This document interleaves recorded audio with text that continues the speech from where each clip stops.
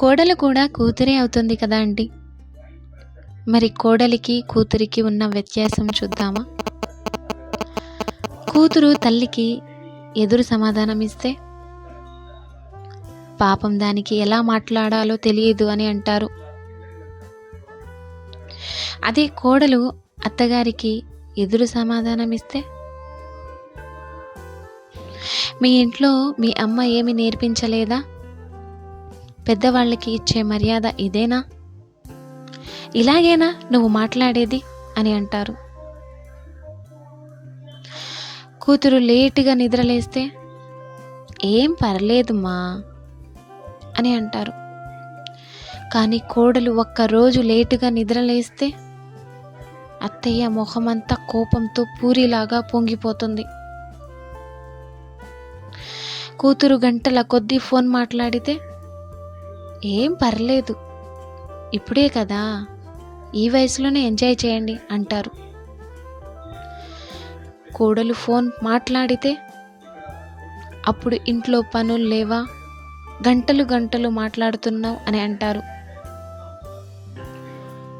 కూతురు అన్ని చోట్ల పగలబడి నవ్వచ్చు, మాట్లాడవచ్చు. కోడలు మాట్లాడకూడదు, పెద్ద పెద్దగా నవ్వకూడదు.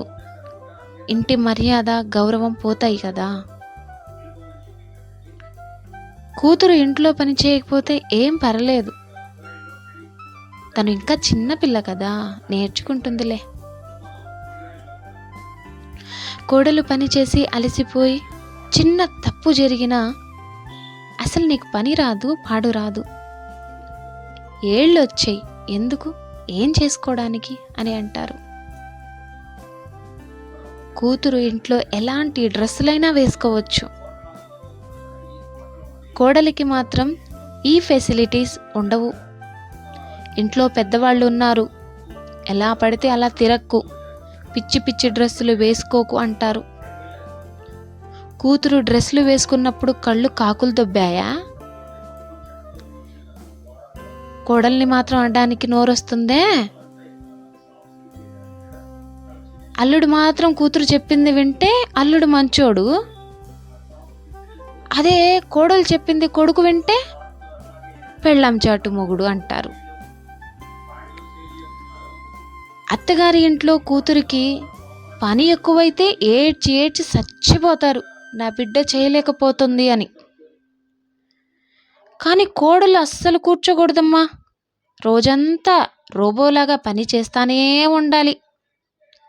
అప్పటికి కూడా కళ్ళు చల్లబడవు కొందరు అత్తలకి. #అత్తాస్. కూతురికి మాత్రం రాణిలాగా చూసుకునే అత్తారిల్లు కావాలి, కానీ వీళ్ళకి మాత్రం కోడలు పని మనిషి కావాలి. ఈ అవార్డు అందరి అత్తలకు నేను ఇవ్వను, ఇది మా అత్త లాంటి సైకో అత్తలకే అంకితం. వీడియో నచ్చితే లైక్ చేయండి, షేర్ చేయండి, మర్చిపోకుండా సబ్స్క్రైబ్ చేయండి. Thank you so much.